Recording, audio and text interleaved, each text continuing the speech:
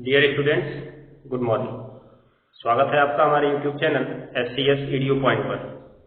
आशा करता हूं कि आप लोग क्लास देखने से पहले कॉपी और पेन और सब्जेक्ट की किताब लेकर अवश्य बैठे होंगे। तो चलिए क्लास शुरू करने से पहले एक जरूरी सूचना देख लेते हैं। जरूरी सूचना में आपके लिए ये है कि कक्षा 12 की जो ऑनलाइन क्लास है, प्रतिदिन आपको सुबह 6:45 पे मैथ के लिए मिलेगी और 7:30 पर अर्थात 7:30 बजे केमिस्ट्री के लिए मिलेगी। इसी प्रकार कक्षा 10 के लिए मैथ साइंस की क्लास आपको 7 बजे मिलेगी और मैथ की क्लास आपको 7:45 में मिलेगी। ये क्लास आपके लिए प्रतिदिन उपलब्ध होगी। आप इस क्लास को दिन में चाहे जब देख सकते हैं, और अगर आपको क्लास अच्छी लगे, उपयोगी लगे, तो इसे शेयर करके अपने अन्य दोस्तों तक अवश्य पहुंचाएं। और अगर आपको वीडियो अच्छी लगी हो तो इसे आप लाइक भी अवश्य कीजिएगा। तो चलिए आपका समय बर्बाद किए बिना हम देखते हैं आज की क्लास में क्या है। तो चलिए क्लास शुरू करते हैं।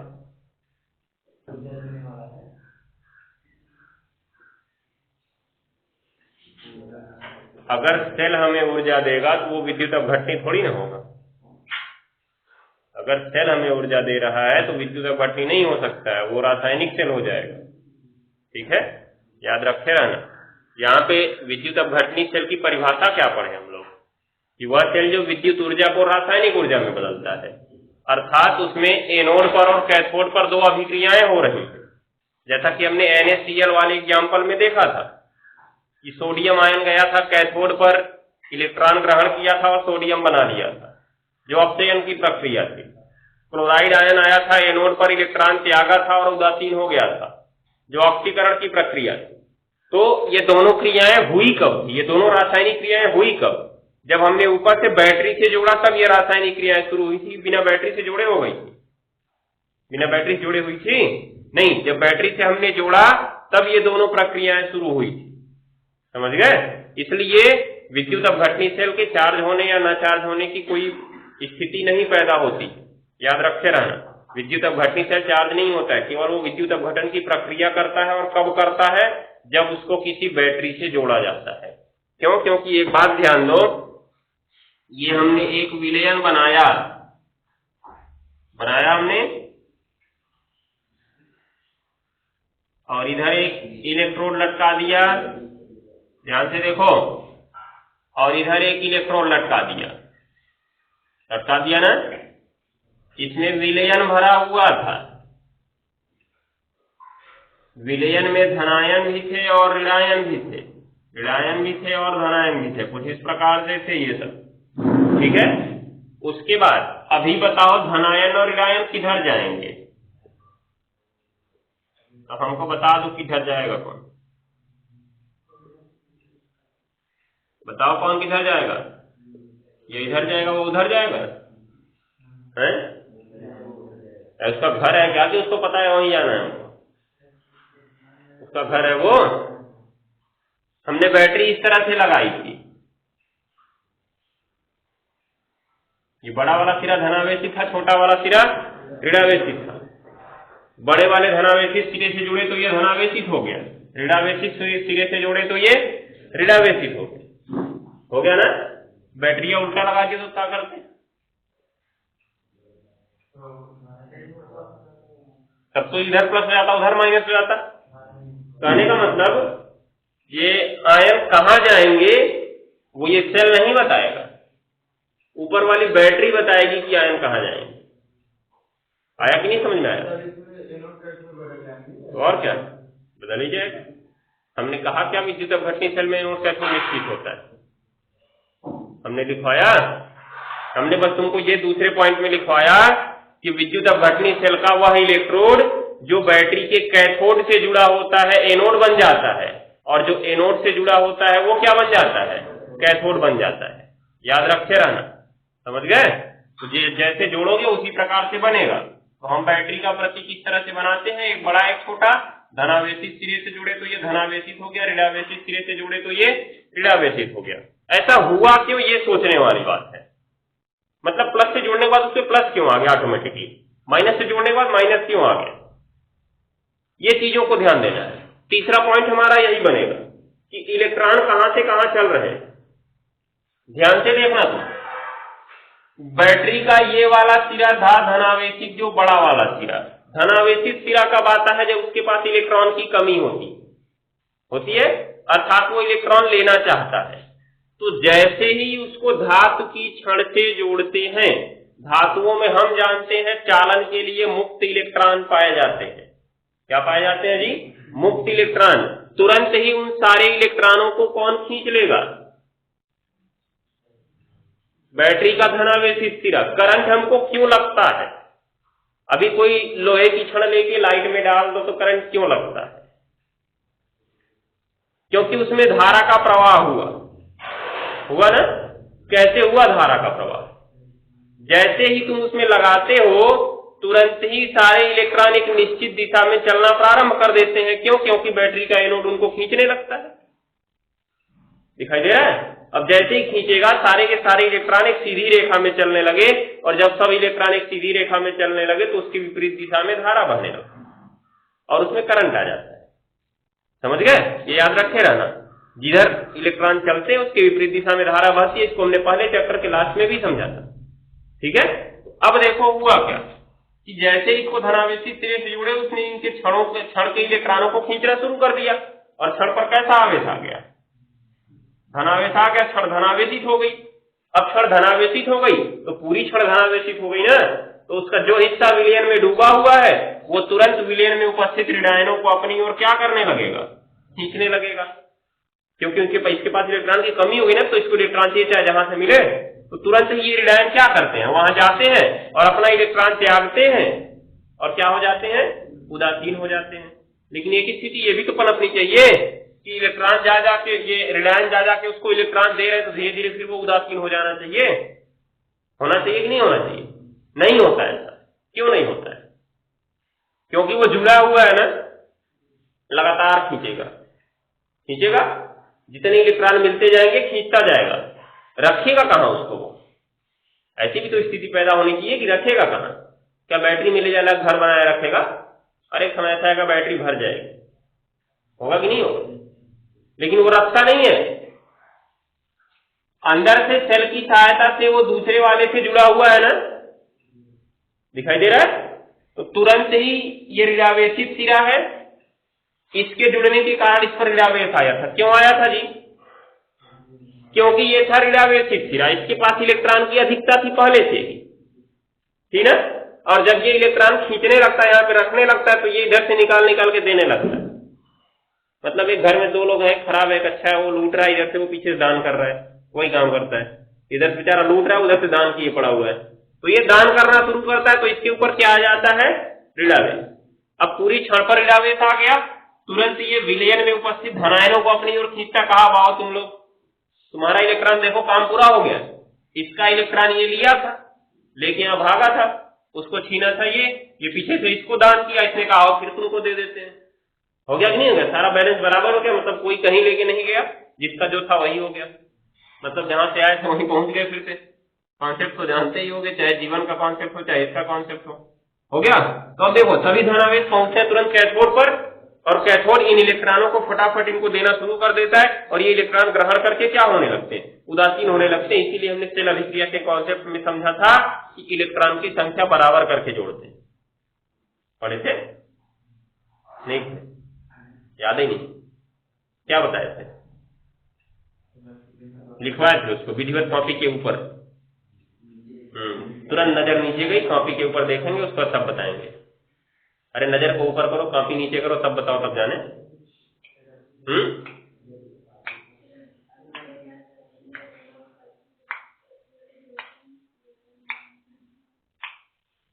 सेल अभिक्रिया ज्ञात करने के लिए एनोड और कैथोड की अभिक्रियाओं को इलेक्ट्रॉन की संख्या बराबर करके जोड़ते हैं। क्यों बराबर करके जोड़ा गया? यहां से कॉन्सेप्ट समझ गए होंगे। क्योंकि जो ऋणायन इस धनायनों का इलेक्ट्रॉन लेके भागे थे एनोड पर, वो छोड़ के तो वहां उदासीन हो गए, लेकिन तुरंत इस कैथोड ने उनको खींच लिया, और कैथोड ने खींच के रखना चाहा, तो पीछे से इसने कहा हम पीछे देना शुरू कर देते हैं। देना शुरू किया तो सभी इलेक्ट्रॉन इसके पास आने लगे, और वो सब इलेक्ट्रॉन इसके पास आने लगे, तो इसने बुलाया धनायनों को, कहा तुम लोग अपना अपना इलेक्ट्रॉन ले लो। काम हो गया दोनों लोग का, दोनों लोग उदासीन हो गए। हो गया कि नहीं हो गया? ये चीज को याद रखे रहना है। तो हुआ क्या यहाँ पे, इलेक्ट्रॉन किधर से किधर चले, समझाओ। ये एनोड है ना, और ये क्या है, तो किधर से किधर चले, एनोड से कैथोड की ओर, दिख रहा है। यहां से चले, पहले इसने खींचा इलेक्ट्रॉनों को और इसने इधर दिया इलेक्ट्रॉनों को, तो विद्युत अपघटनी सेल में इलेक्ट्रॉन का प्रवाह किधर से किधर होता है, एनोड से कैथोड की ओर, हो गया ना। ऐसा ही बैटरी में भी होता है, ऐसा ही बैटरी में भी होगा। आया कि नहीं समझ में आया, एनोड से कैथोड की ओर ही होगा। लेकिन अगर चिन्ह के हिसाब से देखें तो इसमें धनावेशित सिरे से ऋणावेशित सिरे की ओर हो रहा है, और जबकि बैटरी में ऋणावेशित सिरे से धनावेशित सिरे की ओर होता है, क्योंकि बैटरी हमको खुद ऊर्जा देती है ना। जिसके ऊपर धनावेश है वो कहां से इलेक्ट्रॉन चलाएगा, जिसके पास इलेक्ट्रॉन की अधिकता होगी वो इलेक्ट्रॉन चलाएगा ना। तो बैटरी हमको खुद देती है क्या, ये बैटरी हमको जब इलेक्ट्रॉन, ये बैटरी का ऋणावेशित सिरा हमको इलेक्ट्रॉन देता है, धनावेशित सिरा नहीं। अगर बैटरी के कॉन्सेप्ट में देखो तब बताओ इलेक्ट्रॉन किधर से किधर चल रहे हैं, यहाँ ऋणावेश से निकल रहे हैं ना।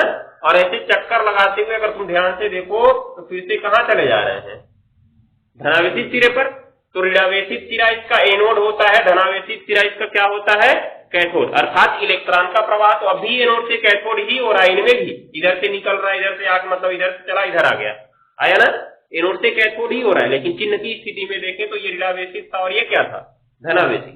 तो जो हमारा बैटरी होती है अर्थात रासायनिक सेल होता है, उसमें इलेक्ट्रॉनों का प्रवाह ऋणावेशित सिरे से धनावेशित सिरे की ओर होता है, परंतु विद्युत अपघटनी सेल में इलेक्ट्रॉनों का प्रवाह धनावेशित सिरे से ऋणावेशित सिरे की ओर होता है।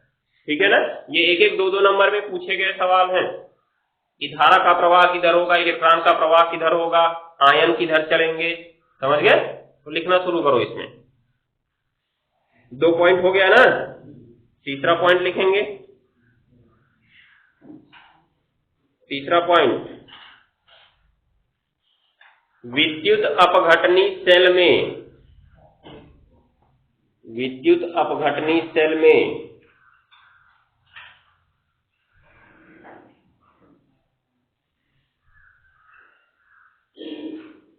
विद्युत अपघटनी सेल में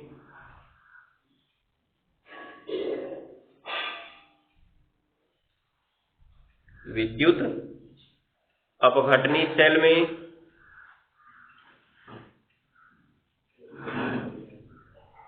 हो गया, विद्युत अपघटनी सेल में इलेक्ट्रॉनों का प्रवाह, इलेक्ट्रॉनों का प्रवाह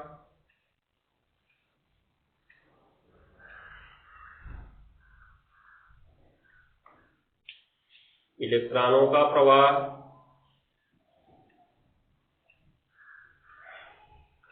एनोड से कैथोड की ओर, काली पेन से लिख लेना, इलेक्ट्रॉनों का प्रवाह एनोड से कैथोड की ओर होता है।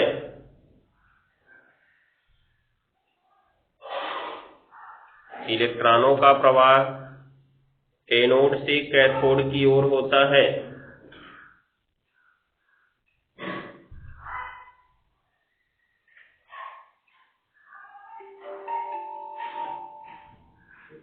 इलेक्ट्रॉनों का प्रवाह एनोड से कैथोड की ओर होता है, अर्थात धनावेशित सिरे से ऋणावेशित सिरे की ओर होता है, अर्थात धनावेशित सिरे से ऋणावेशित सिरे की ओर होता है।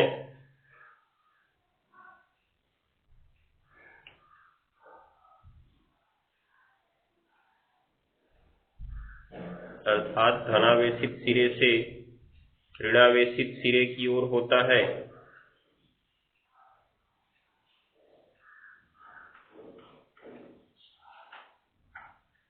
हो गया ना,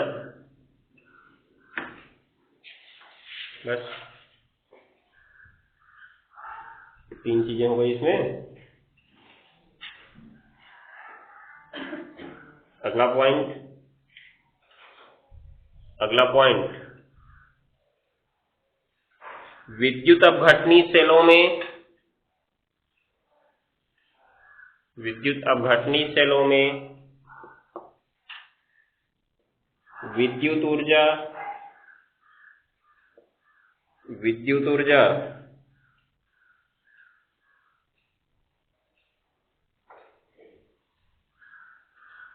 रासायनिक ऊर्जा में परिवर्तित होती है।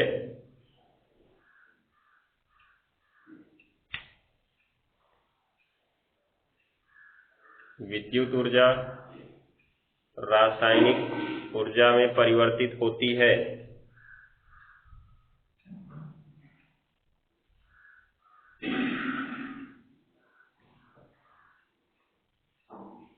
हो गया। अगला पॉइंट,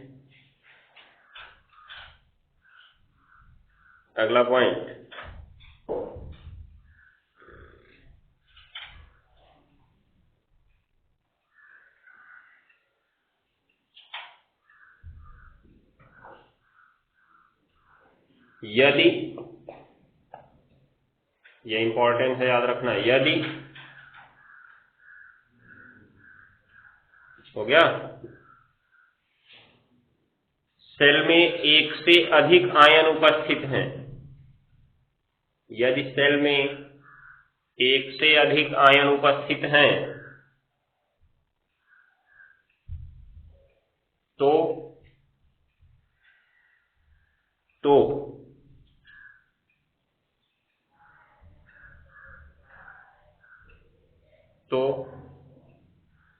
हो गया पहला नंबर। तो पहला नंबर, इसमें तो लिखने के बाद पहला नंबर 2 पॉइंट लिखना है इसमें। तो हो गया, एनोड पर वह ऋणायन जाता है, एनोड पर वह ऋणायन जाता है, एनोड पर वह ऋणायन जाता है एनोड पर वह ऋणायन जाता है जिसका विसर्जन विभव, जिसका विसर्जन विभव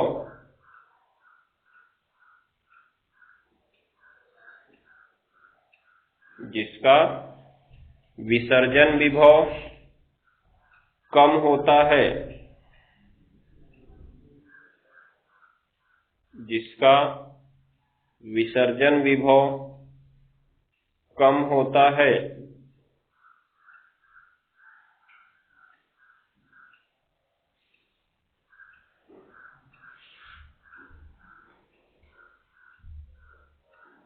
हो गया ना। अर्थात ऑक्सीकरण विभव अधिक होता है, अर्थात ऑक्सीकरण विभव अधिक होता है।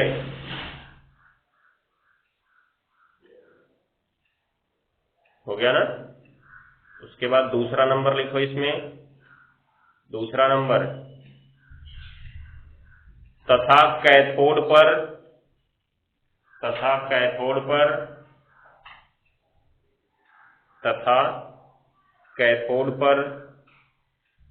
हो गया, वे ऋणायन जाते हैं, कैथोड पर वे ऋणायन जाते हैं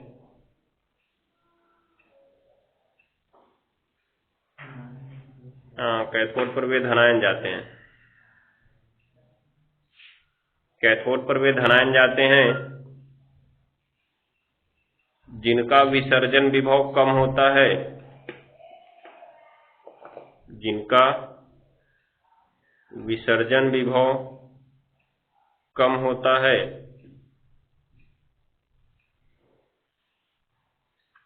अर्थात अपचयन विभव अधिक होता है, अर्थात अपचयन विभव अधिक होता है। कहने का मतलब एनोड और कैथोड पर मुक्त वही होगा जिसका विसर्जन विभव कम होगा। क्या होगा? कम होगा। अगर एनोड पर जा रहा है तो उसके ऑक्सीकरण विभव की चर्चा की जाएगी, और अगर कैथोड पर जा रहा है तो उसके अपचयन विभव की चर्चा की जाएगी। इतना तो पता ही होगा। क्यों? क्योंकि एनोड पर क्या होता है? ऑक्सीकरण, और कैथोड पर क्या होता है? अपचयन। ध्यान देना, ऑक्सीकरण विभव और अपचयन विभव हमें क्या बताता है कि ऑक्सीकरण विभव एनोड पर जाकर ऑक्सीकृत होने की प्रवृत्ति, अपचयन विभव क्या बताएगा? कैथोड पर जाकर अपचयित होने की प्रवृत्ति। अब एक चीज को ध्यान दो तुम, अगर हम कहें कि इस विलयन में दोनों धनायन जो है अलग अलग प्रकार के हैं, दोनों धनायन अलग अलग प्रकार के हैं, एक का ऑक्सीकरण विभव अधिक है और एक का ऑक्सीकरण विभव कम है, तो पहले कौन जाएगा? जिसका ऑक्सीकरण विभव अधिक होगा। क्यों? क्योंकि उसको जाकर ऑक्सीकृत होने की प्रवृत्ति ज्यादा होगी। ऋणायन की चर्चा करते हैं, ऋणायन जाता है ना, ऋणायन। मान लो ऋणायन की अगर चर्चा करें तो ऋणायन क्या होगा?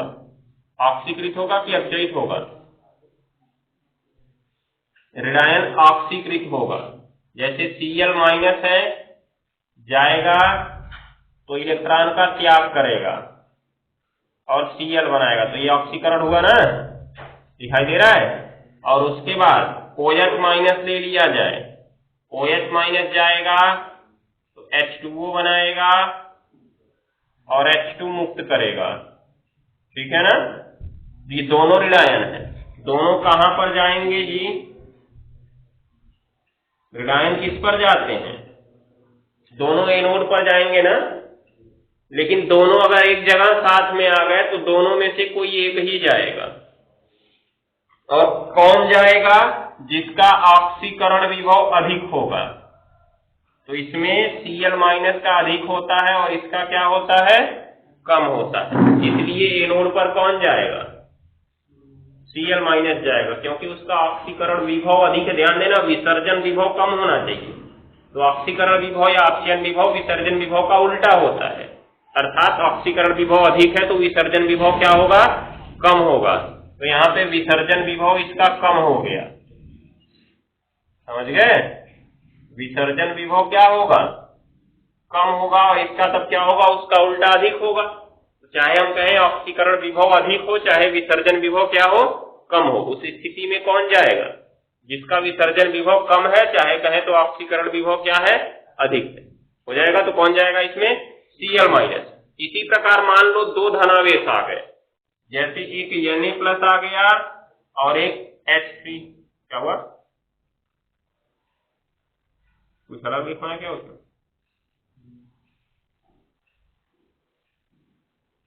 दो धनायन है तो दोनों कैथोड पर जाएंगे, जाएंगे।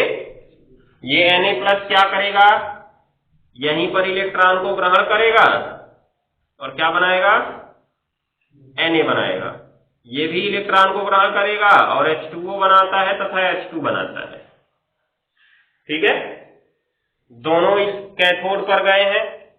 अब बताओ, दोनों एक साथ तो जा नहीं सकते, अगर एक जगह पे आ गए तो इसमें भी देखना होगा, जिसका अपचयन विभव अधिक होगा वो जाएगा, समझ गए। तो अपचयन विभव किसका अधिक होता है? H3O प्लस का अधिक होता है और Na प्लस का क्या होता है? कम होता है। अभी हम लोग विद्युत रासायनिक श्रेणी पढ़ेंगे तो वहां पे समझेंगे इस बात को, कैसे कम है और कैसे अधिक है, ठीक है। तो अभी देखो, Na प्लस का अपचयन विभव कम है और H3O प्लस का अपचयन विभव क्या है? अधिक है। अगर इसका अधिक है तो इसका विसर्जन विभव क्या होगा? कम होगा, हो गया।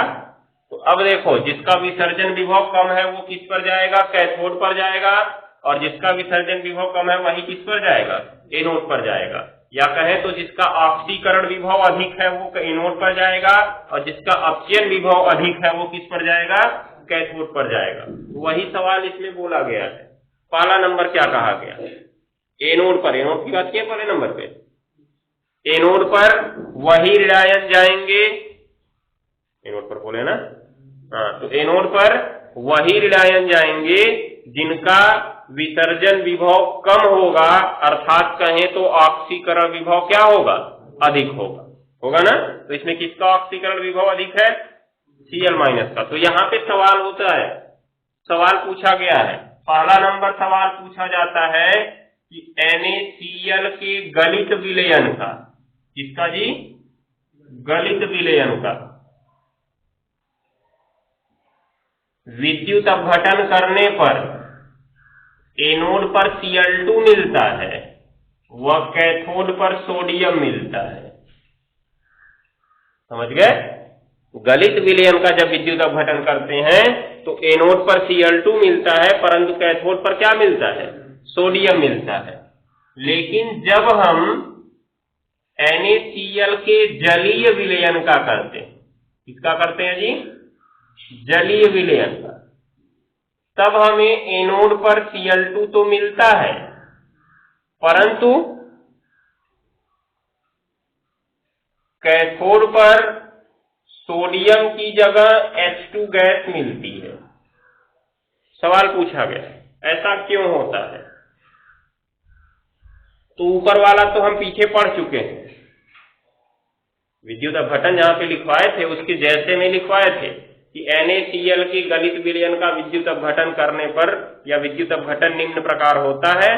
तो NaCl का गलित का हमने लिखवाया था, NaCl को पहले हमने तोड़ा था Na+ में और Cl- में, कॉपी में पीछे चेक कर लो, Na+ में हमने तोड़ा उसको और Cl- में, तो Na+ चला गया था कैथोड पर और Cl- चला गया था किस पर? एनोड पर।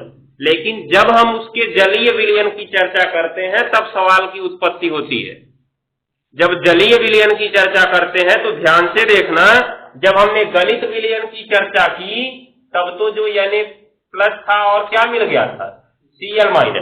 लेकिन जब हमने जलीय विलयन की चर्चा की तो NaCl के Na+ और Cl- तो रहेंगे ही, परंतु जल के भी तो H+ और OH- रहेंगे।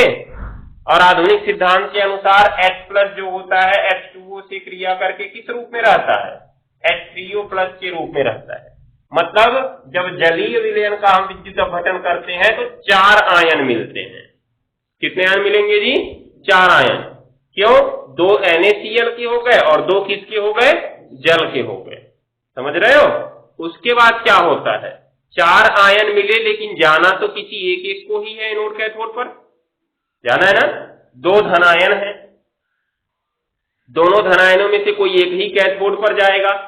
2 ऋणायन है, दोनों ऋणायनों में से कोई एक ही एनोड पर जाएगा। तो वही प्रक्रिया यहाँ पे हमको दिखी है, दिखाई दे रहा है कि 2 ऋणायन तो थे Cl- और OH-। Cl- और OH-, दोनों में से किसका ऑक्सीकरण विभव अधिक था? Cl- का। Cl- का ऑक्सीकरण विभव क्या था? अधिक था, अर्थात उसका विसर्जन विभव क्या था? कम था। इसलिए दोनों में से कौन चला गया? Cl- तो चला गया और हमको Cl2 मिल गया। कहां पर मिल गया जी? एनोड पर। तो देखो एनोड पर Cl2 मिला है ना? परंतु कैथोड की प्रक्रिया, पुराने वाले में तो सोडियम चला गया था कैथोड पर, क्योंकि अकेला ही था तो उसी को जाना था। लेकिन इस बार क्या हुआ? इस बार देखते हैं किसका विसर्जन विभव कम है। जब Na+ और H3O+ की चर्चा हमने किया तो हमको दिखा कि इसमें H3O+ का विसर्जन विभव कम हो गया, अर्थात उसका अपचयन विभव क्या हो गया? अधिक हो गया ना? जब उसका अपचयन विभव अधिक हो गया तो सोडियम की जगह कौन चला जाएगा? H3O+ चला जाएगा। और इसमें देखो कौन सी गैस मिल रही है? H2 गैस मिल रही है। कैथोड पर हमें तब कौन सी गैस मिल जाती है? H2 गैस मिल जाती है। तो इसकी व्याख्या किसके आधार पर हम कर सकते हैं? किसी ऑक्सीकरण विभव या विसर्जन विभव के आधार पर कर सकते हैं। ठीक है, इस एग्जाम्पल को यही समझ लें। तो नीचे लिख लो जैसे एग्जाम्पल, क्वेश्चन की तरह लिख लिया जाए, इसको क्वेश्चन लिख लिया जाए। इंपॉर्टेंट क्वेश्चन में लिखो, NaCl के गलित विलयन का, NaCl के गलित विलयन का विद्युत अपघटन करने पर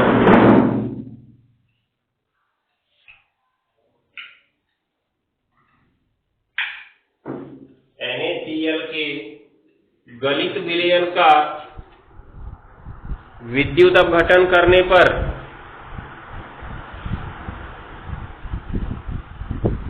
NaCl के गलित विलयन का विद्युत अपघटन करने पर हो गया ना?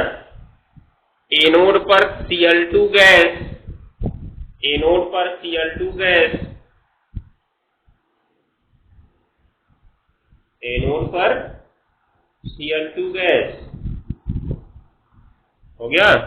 और कैथोड पर सोडियम प्राप्त होता है, और कैथोड पर सोडियम प्राप्त होता है,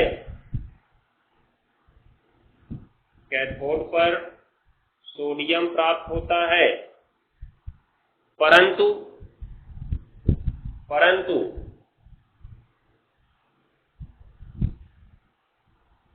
परंतु NaCl के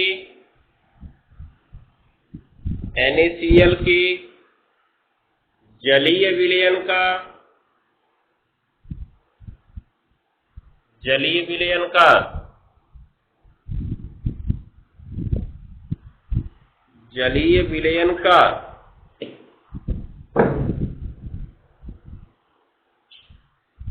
हो गया।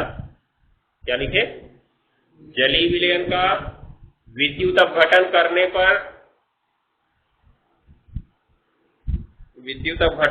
पर हो गया। एनोड पर Cl2 गैस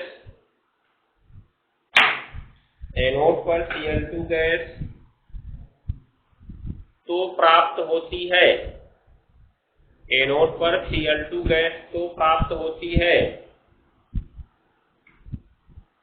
हो गया। परंतु कैथोड पर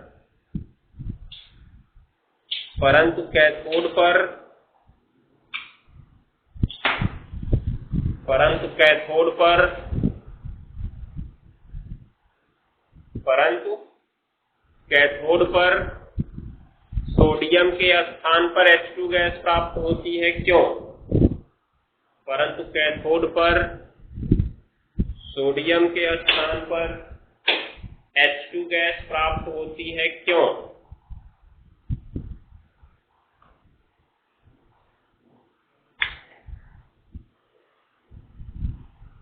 हो गया ना? अब देखो,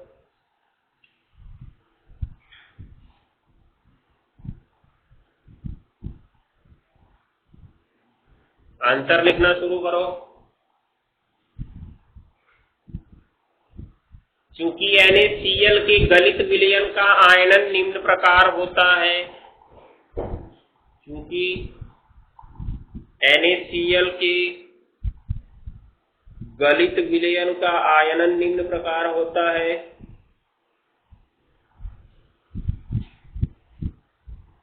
NaCl के गलित विलयन का आयनन निम्न प्रकार होता है,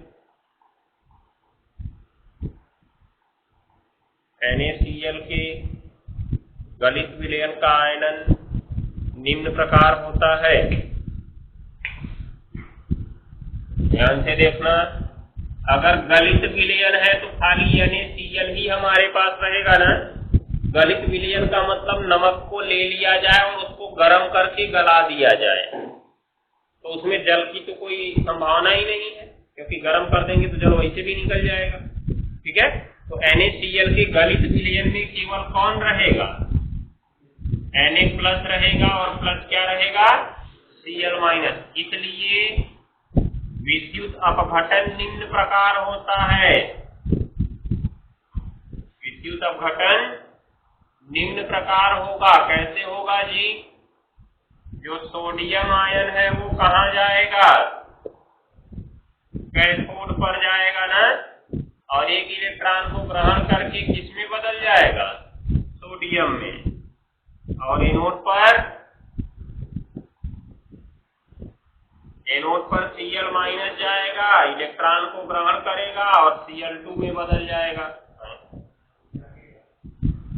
इलेक्ट्रॉन त्यागेगा और Cl2 बन जाएगा। तो हमने देखा कि कैथोड पर मिल गया सोडियम और एनोड पर मिल गया Cl2, मिल गया ना। पहला सवाल तो हमारा हो गया। लेकिन चर्चा हमको किस सवाल की करनी है? दूसरे सवाल की करनी है। पहले इसको उतार दो, जल्दी से उतारो फुल स्पीड में। हो गया ना? अब नीचे लिखोगे परंतु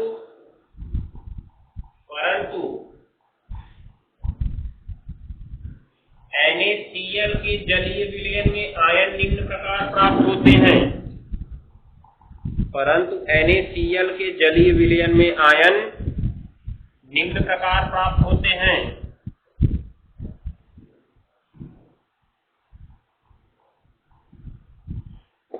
हो गया ना? देखो,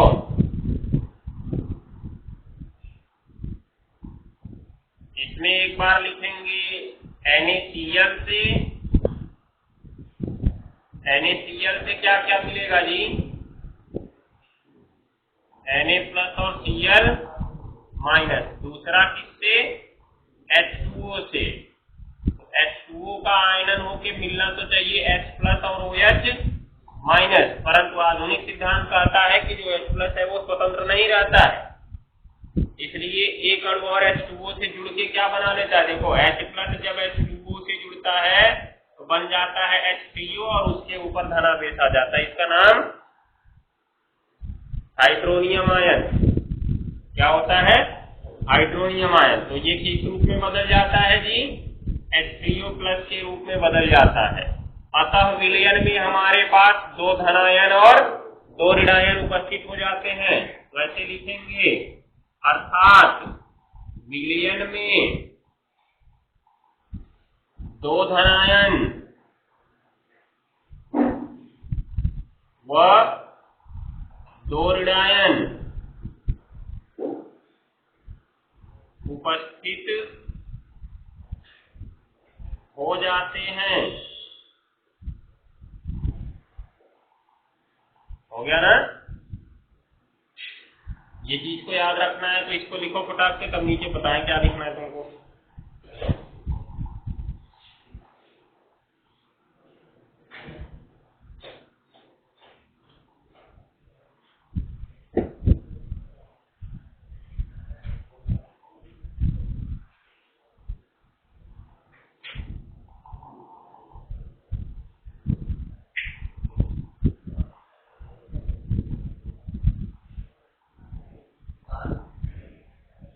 ऊपर से ये वाला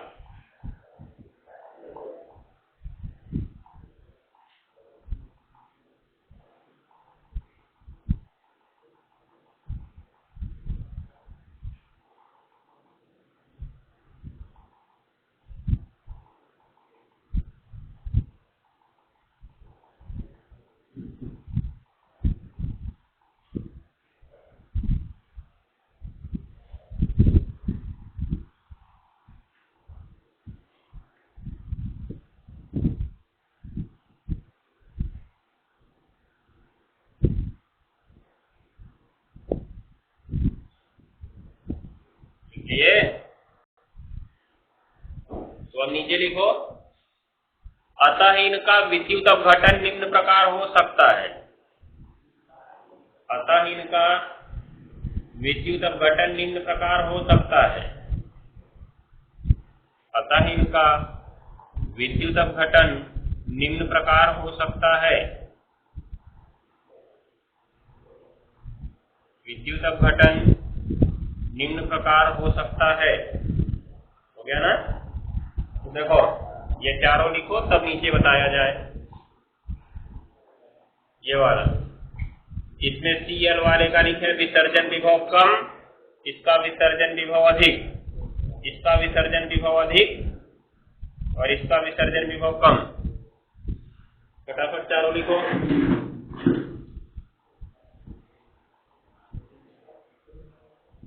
तो इसके नीचे लिखो, इसके नीचे लिखना शुरू करो। क्योंकि हम जानते हैं कि, यहाँ चारों लिखने वाले इसके नीचे लिखना है, क्योंकि हम जानते हैं कि इलेक्ट्रोडों पर वही आयन मुक्त होंगे। हम जानते हैं कि इलेक्ट्रोडों पर वही आयन मुक्त होंगे।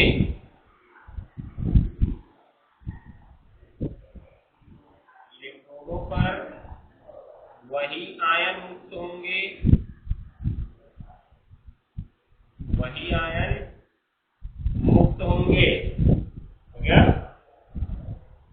जिनके विसर्जन विभव कम होंगे, जिनके विसर्जन विभव कम होंगे। हो गया? आगे काली पेन से लिख देना। अतः एनोड पर Cl माइनस आयन मुक्त होकर,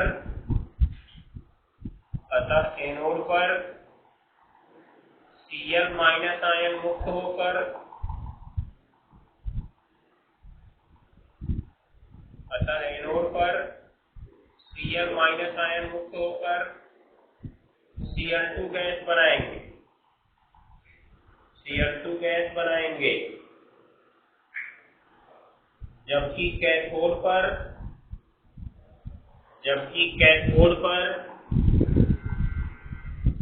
Na+ आयन के स्थान पर, जबकि कैथोड पर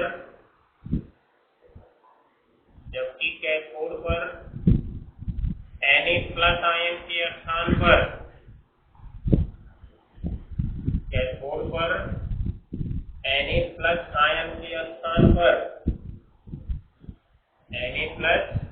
आयन के स्थान पर, H3O+ आयन मुक्त होंगे, H3O+ आयन मुक्त होंगे और H2 गैस प्राप्त होगी। H2 गैस प्राप्त होगा और H2 गैस प्राप्त होगा। हो गया ना? बस ये हमारा आंसर हो गया। तो विद्युत अपघटनी सेल समाप्त हो गया। कल पढ़ेंगे विद्युत रासायनिक सेल। विद्युत रासायनिक सेल में ज्यादा टाइम लगेगा नहीं, संधारण पढ़ना नहीं है, फैराडे का नियम पढ़ना नहीं है। इसके बाद नट समीकरण पढ़ना है और विद्युत रासायनिक थ्योरी पढ़ना है। 3 हेडिंग पढ़ना है।